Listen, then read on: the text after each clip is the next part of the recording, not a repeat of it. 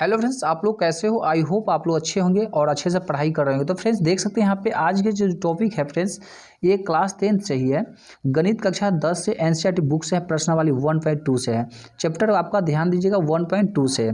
Friends आप लोग को एग्जाम में पूछा जाता है इससे अभाज्य गुणनखंड द्वारा 24 और 36 का मौसा तथा लौसा ज्ञात करें। इस तरह से क्वेश्चन दिया रहेगा तो कैसे आप लोग मौसा निकालेंगे, कैसे लौसा निकालेंगे। तो मौसा फ्रेंड्स का है तो मौसा होता है एचसीएफ को बोलते हैं और लौसा जो बोलते हैं एलसीएम को।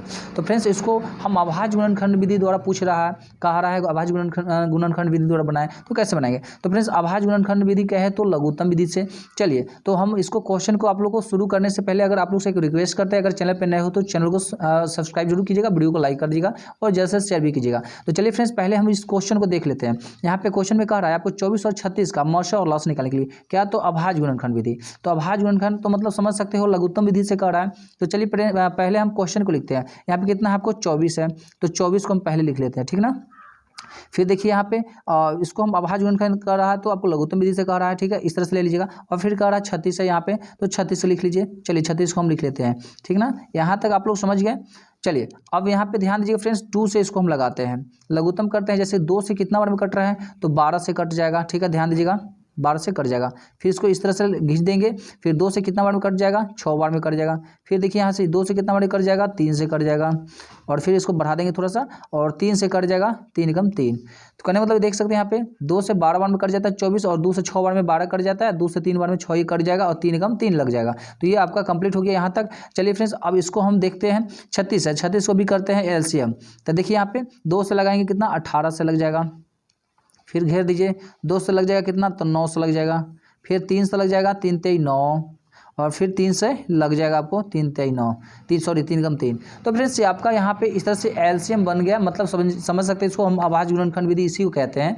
तो चलिए अब हम यहाँ पे कह रहा है मौसा निकाले और लौसा। तो मौसा कैसे निकालते हैं पहले ये चीज़ देख लीजिए। यहाँ पे हम मौसा बराबर क्या होता है देखिए, यहाँ पे हम लिख देते हैं इस तरह से, मौसा बराबर।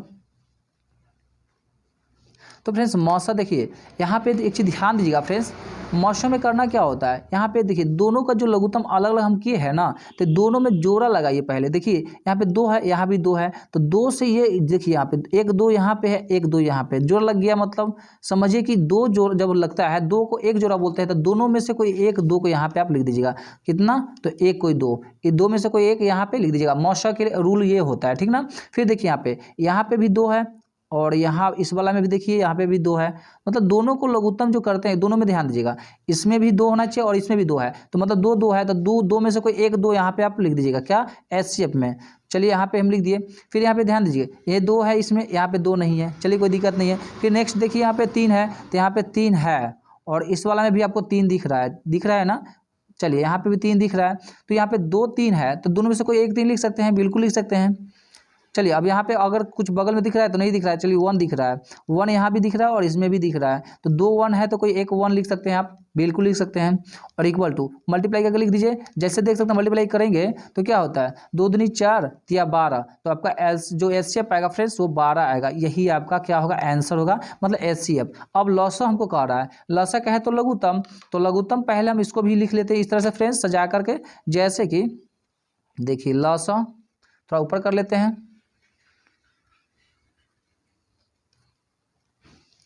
चलिए लौसा हमने लिख लिया, ठीक ना, क्योंकि लौसा भी पूछा जा रहा है। चलिए लौसा लिख लिए। अब यहाँ पे वही करना होगा, क्या करना होता है मतलब मौसा में क्या करना होता है फ्रेंड्स, मौसा में आपको सिर्फ जोड़ा वाला ही लिखना होता है, ठीक ना। और लौसा में देखिए लौसा में जोड़ा वाला के साथ साथ जो बच जाता है उसको भी लिखना होता है। देखिए 2 ये 2 2 है, 2 2 है तो कोई 1 2 आप लिख सकते हो, बिल्कुल लिख सकते हैं। गुना का चिन्ह दे देंगे यहाँ पे, यहाँ भी 2 है, यहाँ भी 2 है, तो 2 2 यहाँ भी है तो कोई 1 2 लिख सकते हो, बिल्कुल। तो चलिए 1 2 लिख लिए हमने। फिर देखिए यहाँ पे 3 है, यहाँ पे यहाँ भी 3 है, तो 2 3 है, तो 2 3 में से कोई 1 3 लिख सकते हो, तो बिल्कुल लिख सकते हैं 1 3।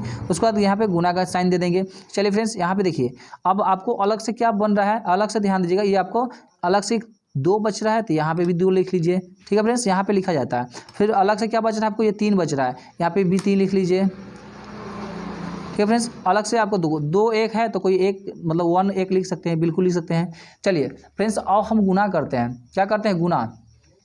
यहाँ पे देख सकते हैं यहाँ पे फ्रेंड्स 2 दूनी 4 4 तिया 12, अब 12 दूनी 24 24 तिया 72, तो आप फ्रेंड्स यहाँ पे 72 लिख सकते हो, ठीक है 72।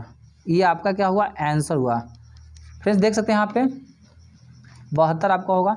फ्रेंड्स इस तरह से हम लोग अभाज्य गुणनखंड विधि द्वारा HCF मतलब मशा और लॉसन निकाल सकते हैं। फ्रेंड्स आई होप आज की वीडियो अच्छी लगी तो वीडियो को लाइक शेयर कमेंट जरूर करें।